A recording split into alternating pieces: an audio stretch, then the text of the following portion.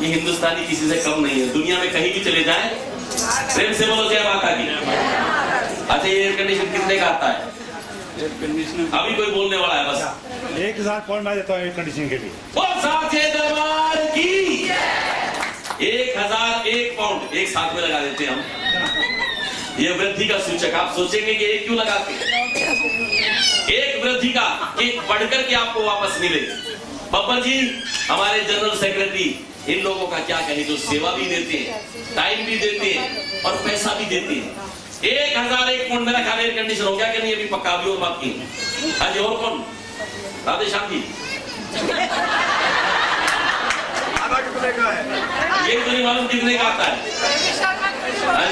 रवि शर्मा को देखो, मेरे गुरु जी को किसी ने कहा कि बाबा जी लोग आपके पास आके फ्रूट चढ़ाते हैं, पैसे चढ़ाते हैं, रवि शर्मा ने क्या चढ़ाया?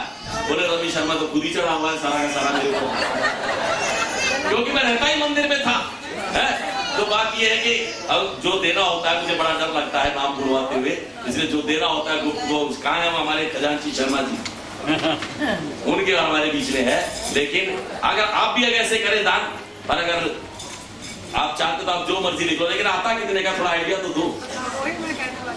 कौन पूछ रहे हैं कितने का आता है? वो सोचे मन में, अब वो कोई 21,000 देते, फिर सोचे कि एक नहीं तो कई। एक बार एक अपील की हमने रेडियो से, जहाँ पे 4 चाहिए 1000 का एक आता है। लो एक तो हो गया पक्का, फिर 4 चाहिए, 3 और चाहिए, 3 और चाहिए। और ये बात यह कि जोर जबरदस्ती करके या किसी को ना दान तो श्रद्धा से, जैसे भाई साहब के बब्बर भाई साहब के मन में आया और एकदम आकर के माने बुलवा दिया।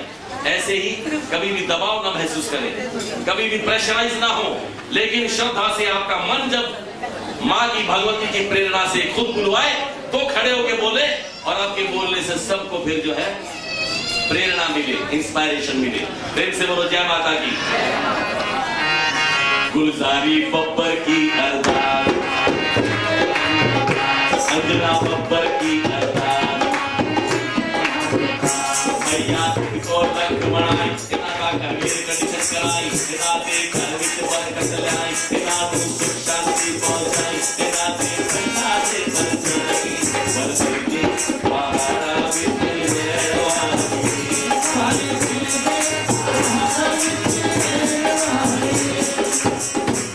मुझे यकीन है। बाप कभी भी, मैं तो हमेशा कहता हूँ कि ये कभी सोचना भी नहीं कि पैसों से ही मंदिर चलता है। मंदिर श्रद्धा से चलता है। कई लोग मंदिर इसलिए नहीं आते कि जेब में पैसे नहीं है, मत्था कैसे टेकेंगे? भूल जाओ, मंदिर में आना बहुत जरूरी है। अपने आप दान हो जाए, माँ अपने आप दे देगी। मंदिर में आना बहुत जरूरी है, आकर के मत्था टेकना बहुत जरूरी है। पैसों का बिल्कुल परवाह मत करना। कभी कभी तो माँ जैसे ले लेती है, पता भी नहीं लगता। एक दिन मैं मत्था टेकने आया, पैसे चढ़ाने लगा, देखा जेब में 50 पाउंड का नोट है। लालच आ गया कि 50 तो नहीं चढ़ाए जाएंगे, ज्यादा हो। लोग तो आमतौर पर अपने पर्स में वो तांबे वाले पैसे ढूंढते हैं चढ़ाने के लिए। एक माता जी तो कहने लगी, रवि जी थोड़े को 10 पैनियां तो छुट्टे होंगे। मैं प्रसाद बांट रहा था, मैं कहा माता जी क्या करेंगे? कहती 2 पैनी में शिव जी दे मोरे पानिया, 2 पैनी में राम जी दे मोरे पानिया, 2 पैनी विष्णु जी दे मोरे पानिया। मैंने कहा माता जी आप ऐसा करो 10 के 10 डाल दो, वो अपने आप बांट लेंगे, वो ईमानदार है।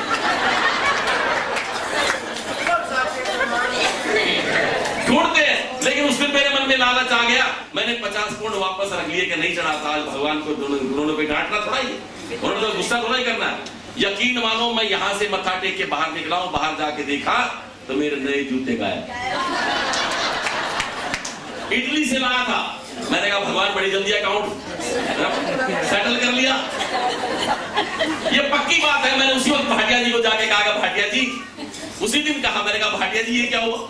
और वो जो भला आदमी मेरे जूते लेके, नए जूते लाया था इटली से, वो जो नए जूते लेके गया अपने टूटे हुए छोड़ भी गया। ये शर्मा जी को रेडियो तक पैदल जाना उसको पता था। आजकल मैं पैदल आता हूँ, वहां से सैर भी हो जाती है, तो जूते टूटे हुए, वो इतने टूटे हुए थे कि वो यहाँ से बाहर तक नहीं निकल सके। तो यकीन मानिए बाहर जाकर के सस्ते से खरीदने पड़े उसी वक्त। लेकिन भगवान का अकाउंट जो है मेरे मालिक की किताब में, हर किसी का खाता। तो अगर यहाँ बचाने की कोशिश करते हैं, कहीं ना कहीं तो लग ही जाते हैं। इसलिए जितना निकल सके हाथ से दान हो सके। जो पैसा आप खर्च करते हैं या जो दान करते हैं वो आपका है, जो जमा करके रखते हैं वो किसी और का। बता दूं आपको, यहाँ की तो सरकार भी ले लेती है। कुछ लोग घर बनाते हैं, कई घर हैं, उन्हें ये नहीं पता कि सारे के सारे घर आपके परिवार के नहीं है, गवर्नमेंट ले लेती है।